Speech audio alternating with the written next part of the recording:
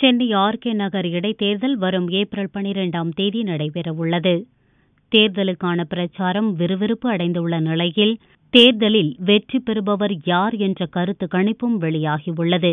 அந்த கருத்து கணிப்பின்படி தமிழகத்தின் தற்போதைய அரசியல் நிகழ்வுகள் கவலைக்குரியது என 74% பேரும், எதிர்பார்த்தது என 22% பேரும், கருத்து இல்லை என 4% பேரும் கருத்து தெரிவித்துள்ளனர்.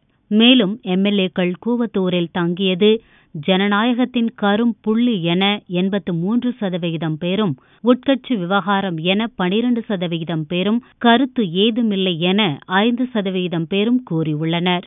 இதனிடையே தற்போதைய அரசியல் சூழ்நிலை திமுகவுக்கு சாதகம் என 61% பேரும், ஓபிஎஸ் அணிக்கு சாதகம் என 26% பேரும், பாரதிய ஜனதாவுக்கு சாதகம் 9% பேரும், மற்றவர்களுக்கு சாதகம் என 4% பேரும் என அந்த கருத்து கணிப்பில் கூறப்பட்டுள்ளது.